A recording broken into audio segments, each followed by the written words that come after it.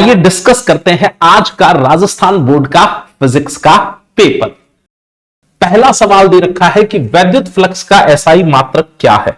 आपको एक सूत्र याद होगा, यदि वैद्युत क्षेत्र समरूप हो तो वैद्युत फ्लक्स को आप क्या लिख सकते हैं, फाई बराबर E vector dot A vector. विद्युत क्षेत्र को मापने के लिए जो इकाई है वो आप यहां से पता कर सकते हैं, ई बराबर एफ बाई क्यू रख सकते हैं। तो फोर्स आप मापते हैं न्यूटन में, आवेश आप मापते हैं कुलाम में, यानी कि न्यूटन प्रति कुलाम, और क्षेत्रफल की मापन के लिए इकाई मीटर स्क्वायर। आप लिखेंगे न्यूटन कुलाम की घात -1, ये ऊपर गया मीटर स्क्वायर। क्या ऐसा कोई ऑप्शन दिख रहा है? न्यूटन कुलाम की घात -1 और फिर मीटर स्क्वायर। तो यह है इसका सही उत्तर। अगला सवाल, सेकंड वाला क्वेश्चन,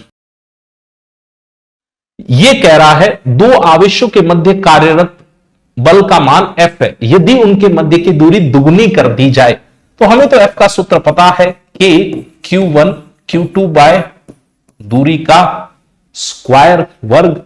अब ये दूरी दुगुनी कर दी, यानी कि जो नया बल आएगा वो आएगा K Q1 Q2 bye 2R का स्क्वायर। ये बल आपके पास आ गया K Q1 Q2 by 4R square, और K Q1 Q2 by R square तो पहले से पता है F था, यानी कि बल हो गया है F बाय 4। ओके, कुछ बच्चे इसको डायरेक्ट यहीं से कर सकते थे, R को दुगुना करेंगे या नीचे 2 का स्क्वायर 2 का वर्ग यानी कि 1/4, तो बल हो गया 1/4। अगले पेज पर चलते हैं भाई। संधारित्र में ऊर्जा किस रूप में रहती है संचित, ये पूछ रहे हैं। तो ये होती है आपकी इलेक्ट्रोस्टैटिक पोटेंशियल एनर्जी, यानी कि स्थिर वैद्युत स्थितिज ऊर्जा। तो गतिज ऊर्जा नहीं होती है, गलत ऑप्शन है ये। ऊष्मा ऊर्जा भी नहीं होती है, यही सही ऑप्शन है। चुंबकीय ऊर्जा तो होती है किसमें? इंडक्टर में, प्रेरण कुंडली के अंदर, है ना। अगला, संलग्न परिपथ में अमीटर का पाठ्यांक बताइए। जरा ध्यान से देखें तो क्या यह संतुलित व्हीटस्टोन सेतु है? 5 × 5 बराबर 5 × 5, याद आ रहा है। चूंकि संतुलित व्हीटस्टोन सेतु है इसलिए यह बीच वाला प्रतिरोध काम नहीं करेगा, और संतुलित व्हीटस्टोन सेतु का प्रतिरोध, अगर सारे प्रतिरोध समान समान समान दे रखे हो तो आप बेसिकली इसका तुल्य प्रतिरोध लिख सकते हैं 5 ओम। 5 ओम और बैटरी है आपके पास 2 वोल्ट की, ठीक है। तो करंट कितना? करंट आएगा V/R ओम के नियम से, तो 2/5 एम्पियर। मैं आपको याद दिला दूं, संतुलित व्हीटस्टोन ब्रिज में अगर ये R है, ये R है, ये R है, ये R है, आपको यहां प्रतिरोध पता करना हो तो ये तुल्य प्रतिरोध आता है भाई 2R, ये वाला तुल्य प्रतिरोध भी आता है 2R। 2R और 2R समांतर क्रम में होके उनका नेट जो तुल्य प्रतिरोध आ जाता है वो आ जाता है R। तो यहां R का मान 5 ओम था, तो इसलिए ये उत्तर आएगा, ठीक है। अगले सवाल पे चलते हैं। विद्युत आवेश समरूप चुंबकीय क्षेत्र में चुंबकीय बल रेखाओं के समांतर गति कर रहा है, यानी कि विद्युत आवेश का वेग इधर है जिस दिशा में चुंबकीय क्षेत्र स्थापित किया गया है।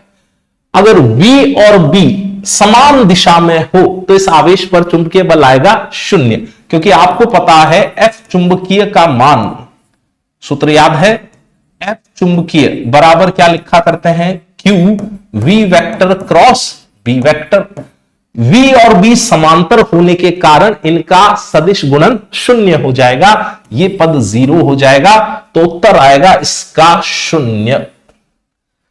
अगला सवाल, M चुंबकीय आघूर्ण वाले द्विध्रुव को थीटा कोण से चुंबकीय क्षेत्र B में रखने पर स्थितिज ऊर्जा, सीधा सीधा सूत्र है भाई ये तो, U बराबर -m vector dot B vector which is equal to -mb cos theta. तो उत्तर ये है इसका। अगले सवाल की तरफ बढ़ते हैं। 7वां सवाल कह रहा है, एक प्रत्यावर्ती धारा जनित्र परिवर्तित करता है यांत्रिक ऊर्जा को विद्युत ऊर्जा में। यांत्रिक ऊर्जा को विद्युत ऊर्जा में जनित्र यही तो काम करता है। अगला सवाल, परिपथ में वोल्टता का मान बताइए। तो परिपथ में वोल्टता का मान लाने के लिए हमें सूत्र याद है, जो वी आरएमएस आएगा परिपथ का, वो आएगा रूट ऑफ वी आर का square plus VL minus VC का स्क्वायर। VR कितना दिया भाई, ये दिया है आपको 8 वोल्ट, VL दिया है आपको 4 वोल्ट, VC आपको दिया है 10 वोल्ट। इसको हल कर लेते हैं तो यहां आया 8 का स्क्वायर यानी कि 64, या माइनस 6 का स्क्वायर यानी कि 36, तो ये बचा under the root of 100 volt, यानी कि उत्तर आ गया हमारा 10 वोल्ट। 10 वोल्ट कौन सा ऑप्शन, ये रहा, ये है सही उत्तर। अगले प्रश्न की तरफ बढ़ते हैं। अगला सवाल कहता है कि लेंज का नियम भौतिक राशि के संरक्षण पर आधारित है। लेंज का नियम ऊर्जा संरक्षण पर आधारित है, यह बात एनसीईआरटी किताब में लिखी गई है। क्लाइस्ट्रॉन या मैग्नेट्रॉन द्वारा उत्पादित की जाती है माइक्रोवेव या सूक्ष्म तरंगे। ईएम वेव्स विद्युत चुंबकीय तरंग वाले चैप्टर में यह बात एनसीईआरटी में है। दो पतले लेंसों को एक दूसरे के संपर्क में रखा है तो प्रभावी फोकस दूरी ऐसे ला सकते हैं 1/f तुल्य का मान, ये आने वाला है 1/f1 प्लस 1/f2, यानी कि एलसीएम लेके हल कर लीजिए, f2 plus f1 upon f1 f2 1/f तुल्य इतना आ गया। तो f तुल्य का मान अब तो साफ साफ दिख रहा है, f1 f2 upon f1 plus f2, ये है सही उत्तर। अगले सवाल की तरफ चलते हैं। प्रकाश तरंगों के अनुप्रस्थ प्रकृति की पुष्टि होती है ध्रुवण द्वारा, पोलराइजेशन द्वारा, क्योंकि केवल अनुप्रस्थ तरंगों का ही ध्रुवण किया जा सकता है। फोटोन की ऊर्जा इतनी है तथा धातु का कार्यफलन इतना है, तो बताइए निरोधी विभव का मान। क्या आप ऐसा लिखते हैं K max is equal to EV0, ये V0 निरोधी विभव है, यानी कि हमें K max की जरूरत पड़ने वाली है। अच्छा, K max का भी आपको आइंस्टाइन ने सूत्र दे रखा है h nu minus phi naught. h nu कितना दिया गया, 18 इलेक्ट्रॉन वोल्ट, ये रख दिया 18 इलेक्ट्रॉन वोल्ट। कार्यफलन फाइ नॉट कितना है, 8 इलेक्ट्रॉन वोल्ट, ये रखा 8 electron volt is equal to EV0। E करा दिया कैंसिल, 18 में से 8 यानी कि V0 अपने पास आ गया 10 वोल्ट। 10 वोल्ट ये रहा एक आंसर। हाइड्रोजन परमाणु की निम्नतम अवस्था की ऊर्जा -13.6 है और इलेक्ट्रॉन को मुक्त कराना है, तो मुक्त कराने के लिए आपको इसको कम से कम +13.6 इलेक्ट्रॉन वोल्ट ऊर्जा देनी पड़ेगी, तो कुल ऊर्जा 0 हो जाएगी और इलेक्ट्रॉन न्यूक्लियस के बंधन को छोड़ के अनंत पर चला जाएगा। अगला सवाल, बोहर के अभिग्रहित के अनुसार कौन सी राशि क्वांटीकृत है, तो बोहर का दूसरा अभिग्रहित कहता है कि इलेक्ट्रॉन उन्हीं कक्षाओं में पाया जाता है जिनका कोणीय संवेग h/2π का पूर्ण गुणज हो, यानी कि कोणीय संवेग क्वांटीकृत होता है। नाभिक की बंधन ऊर्जा किसके बराबर होती है, प्रोटॉन के द्रव्यमान के, गलत बात है। न्यूट्रॉन के द्रव्यमान के, गलत बात है। नाभिक के द्रव्यमान के, गलत बात है। नाभिक की द्रव्यमान क्षति के, ये भी गलत बात है। ये सवाल के सारे ऑप्शन गलत हैं, ये बोनस होना चाहिए सवाल, क्योंकि अगर आप ध्यान दें तो बंधन ऊर्जा का सूत्र क्या था, बंधन ऊर्जा का सूत्र आप लिखा करते थे Δmc²। Δm आप कहते हैं द्रव्यमान क्षति, तो आप ही बताइए कि क्या बंधन ऊर्जा द्रव्यमान क्षति के बराबर है क्या, नहीं है। चारों ऑप्शन गलत है, यह सवाल बोनस होना चाहिए। एन प्रकार के अर्धचालक में बहुसंख्यक धारावाहक, एन प्रकार में बहुसंख्यक धारावाहक हुआ करते हैं इलेक्ट्रॉन, मेजॉरिटी चार्ज कैरियर्स इसमें होते हैं इलेक्ट्रॉन। अगला सवाल, परम शून्य ताप पर नैज अर्धचालकों की चालकता हुआ करती है 0, क्योंकि कोई बंध टूटा हुआ नहीं होता, सारे आवेशवाहक बंधित होते हैं, मुक्त आवेश नहीं होता तो चालकता आ जाती है 0। फिर आते हैं फिल इन द ब्लैंक्स। विद्युत द्विध्रुव के कारण उसके अक्ष पर तीव्रता किसके व्युत्क्रमानुपाती है, तो हम एक सूत्र जानते हैं कि E लिखा जा सकता है 2kp/r3 दूरी के तृतीय घात के व्युत्क्रमानुपाती होता है। प्रति एकांक विद्युत क्षेत्र के अपवाह वेग का परिमाण, प्रति एकांक विद्युत क्षेत्र तो आप जानते हैं Vd बराबर म्यू ई। अब Vd बटा E is equal to mu. देखिए प्रति एकांक विद्युत क्षेत्र, यह है अपवाह वेग, यह है विद्युत क्षेत्र, तो प्रति एकांक विद्युत क्षेत्र अपवाह वेग का परिमाण तो चालकता के बराबर होता है, मोबिलिटी चालकता म्यू के बराबर होता है। गैल्वेनोमीटर को अमीटर में रूपांतरित करने के लिए इसके पार्श्व कर्व में एक अल्प प्रतिरोध जोड़ते हैं, बहुत ही छोटा प्रतिरोध जोड़ते हैं, एक स्मॉल रेजिस्टेंस इसके पैरेलल में कनेक्ट करते हैं। अगले पेज पर आते हैं। अनुचुंबकीय पदार्थों के लिए चुंबकीय प्रवृत्ति का जो मान है वो धनात्मक और छोटी संख्या होता है, छोटी धनात्मक संख्या। प्रेरित विद्युत वाहक बल का परिमाण परिपथ के डैश डैश डैश में समय के साथ होने वाली परिवर्तन की दर के बराबर होता है। तो आप तो आसानी से लिख सकते हैं E is equal to minus d phi by d t. ये चुंबकीय फ्लक्स है, फाई मैग्नेटिक है, तो परिपथ के चुंबकीय फ्लक्स, मैग्नेटिक फ्लक्स में जो परिवर्तन आएगा उसके दर के बराबर आएगा। ठीक है। शुद्ध प्रेरकत्व युक्त प्रत्यावर्ती परिपथ में प्रत्यावर्ती धारा प्रत्यावर्ती वोल्टता से कितने कलाकोण पीछे होती है? तो शुद्ध प्रेरकत्व में ये पाई बाय 2 कलाकोण पीछे चला करती है धारा। सोडियम लैंप का प्रकाश पोलरॉइड शीट से पारित होता है तो इसकी तीव्रता आधी हो जाती है, क्योंकि सोडियम लैंप से आने वाला प्रकाश है अध्रुवित प्रकाश, और अध्रुवित प्रकाश जब पोलरॉइड से गुजरता है तो तीव्रता आधी हो जाती है। लेनार्ड के प्रेक्षण में 2 इलेक्ट्रोडों वाली निर्वातित कांच की नली में उत्सर्जक पट्टिका पर विकिरणों को आपतित करने पर परिपथ में धारा का प्रवाह होता है। तो लेनार्ड ने भेजे थे अल्ट्रावायलेट रेडिएशन। जरा एनसीईआरटी बुक देखिएगा, उसमें यह बात दे रखी है, यानी कि पराबैंगनी विकिरण। तो इसका उत्तर आप देंगे पराबैंगनी विकिरण। ठीक है, एनसीईआरटी में लिखी हुई ये बात। चलिए, न्यूट्रॉन की खोज का श्रेय किसे दिया जाता है? तो भाई इन साइंटिस्ट का नाम है जेम्स चैडविक। अर्धचालकों की प्रतिरोधकता इतने ओम से इतने ओम, सीधा एनसीईआरटी का डेटा रख देंगे। वैद्युत द्विध्रुव आघूर्ण सीधी एनसीईआरटी की परिभाषा है। इनकी तुल्य धारिता ज्ञात कीजिए। ये सवाल में ये जो पी है ये कैपिटल नहीं होना चाहिए था, ये पी स्मॉल होना चाहिए था। पिको फैराड का पी छोटा लिखा जाता है भाई, है ना, ये पी छोटा रहता है, पर अब इन्होंने लिख दिया है ऐसे, वैसे ये पी छोटा रहता है, पिको फैराड वाला पी कैपिटल लिख दिया है गलती से। तो तुल्य धारिता ज्ञात करना आसान है। ये 2 और 1 पिको फैराड समांतर में है, तो इनकी तुल्य धारिता तो हो जाएगी भाई 3 पिको फैराड इनको मिला के। तो ये 3 पिको फैराड और 6 पिको फैराड आपस में समांतर में है।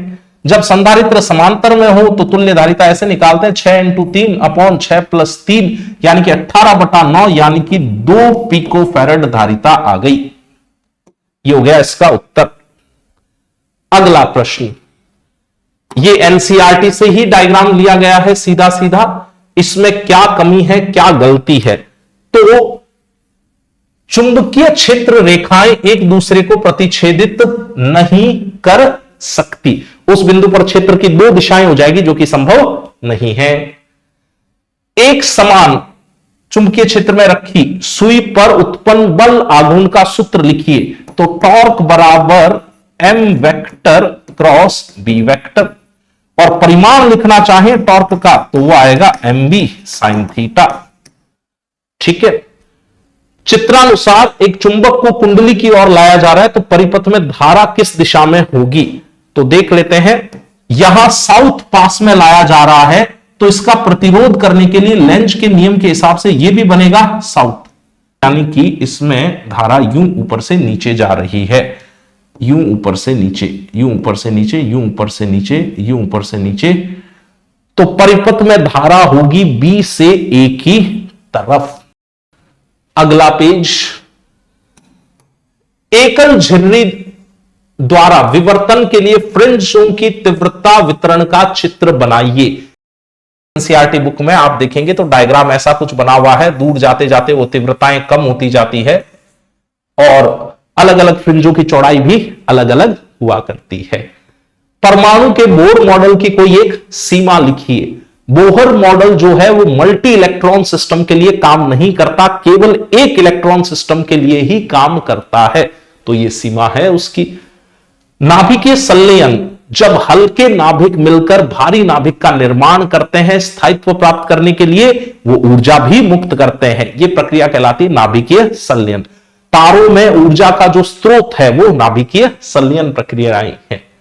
पीएन संधि डायोड का अग्रदिशिक, ये परिपथ सीधा सीधा एनसीईआरटी से है। अपवर्तन के लिए स्नेल का नियम लिखिए, ये भी सीधा एनसीईआरटी बुक का सवाल, तो आप इसे किताब से रेफर कर सकते हैं। आगे बढ़ते हैं, एक अनंत रेखिक आवेश से 4 सेंटीमीटर दूरी पर इतना विद्युत क्षेत्र दिया गया है और पूछा है रेखिक आवेश के घनत्व की गणना करिए। तो रेखिक आवेश से कुछ दूरी पर हमें तो फॉर्मूला पता है, E बराबर होता है lambda upon 2 pi epsilon not R। Lambda कितना दिया भाई, 4.5 इंटू 10 टू पावर 4।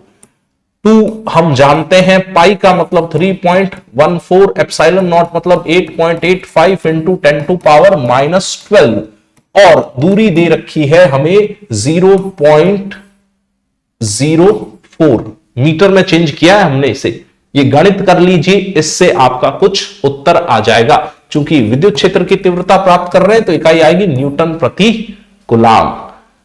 अगला सवाल, वस्तु 20 सेंटीमीटर वक्रता त्रिज्या के अवतल दर्पण से 15 सेंटीमीटर की दूरी पर रखी है। ठीक है, ये रहा अवतल दर्पण और वस्तु रखी है यहां। इसकी वक्रता त्रिज्या है 20 सेंटीमीटर, तो सेंटर ऑफ कर्वेचर यहां कहीं रहा होगा, ये 20 सेंटीमीटर पर। वस्तु रखी है ध्रुव से 15 सेंटीमीटर की दूरी पर, तो प्रकाश इधर गमन करेगा वस्तु से निकलने वाला।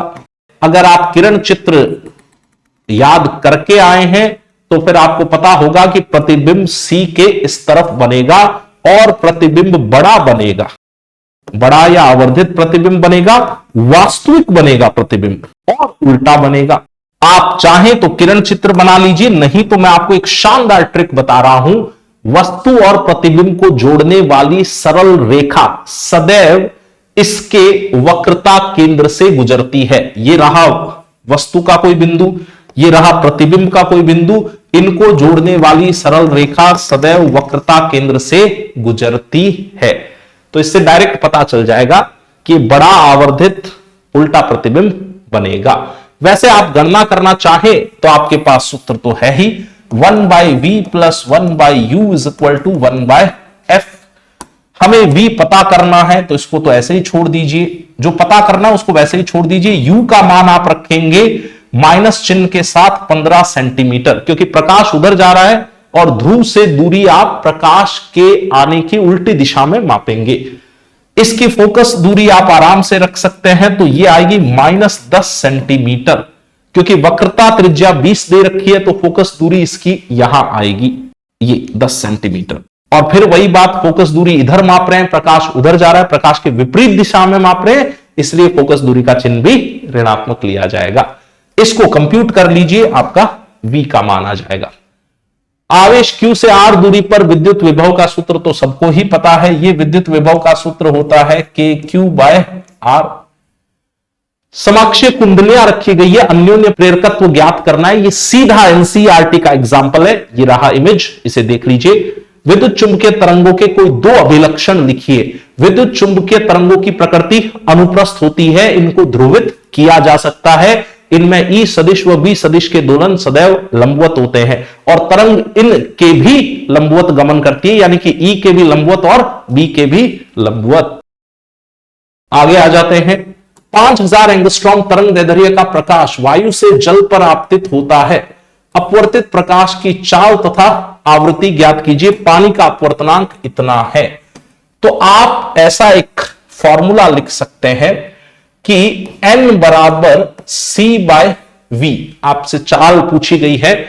n आपने कांच का रख दिया 4/3, C रखा 3 × 10 की घात 8, V हमें पता करना है तो V आपके पास आ गया 9 × 10 की घात 8/4 मीटर प्रति सेकंड।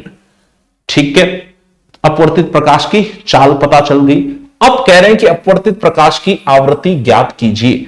प्रकाश की आवृत्ति अपवर्तन या परावर्तन के कारण परिवर्तित नहीं होती है। तो यानी कि जब यह प्रकाश निर्वात में चल रहा था, आप चाहें तो कैलकुलेशन कर ले, C बराबर F लैम्डा। C है 3 × 10 की घात 8, F हमें पता नहीं है, लैम्डा इसका दे रखा है 5000 × 10 की घात -10। इससे कुछ गणना करें तो F कुछ हर्ट्ज में उत्तर आ जाएगा। उत्तर आप कैलकुलेट करके मुझे फटाफट कमेंट बॉक्स में बताइए।